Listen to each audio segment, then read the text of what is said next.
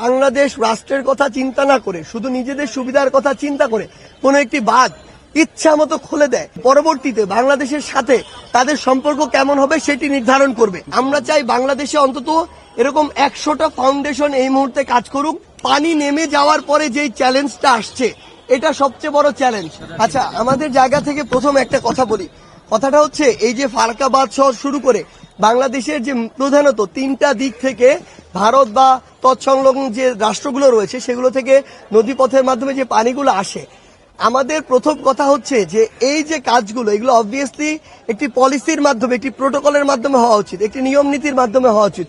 এখন পার্শ্ববর্তী যে আমাদের দেশগুলো রয়েছে যাদের সাথে আমরা সরাসরি কানেক্টেড, তারা যদি বাংলাদেশ রাষ্ট্রের কথা চিন্তা না করে শুধু নিজেদের সুবিধার কথা চিন্তা করে কোনো একটি বাঁধ ইচ্ছা মতো খুলে দেয়, তাহলে আমরা বলবো যে এই কার্যক্রমটি বা তার এই কাজটি পরবর্তীতে বাংলাদেশের সাথে তাদের সম্পর্ক কেমন হবে সেটি নির্ধারণ করবে।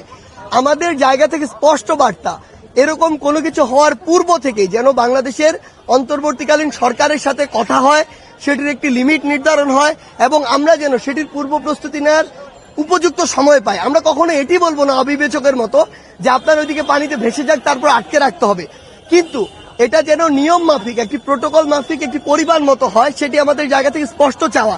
এবং অবশ্যই পূর্বে থেকে এই বিষয়ে আলোচনা থাকতে হবে এবং ওই অনুযায়ী যেন আমরা আমাদের কর্মপদ্ধতি নির্ধারণ করতে পারি, সেই সময়টুকু থাকতে হবে।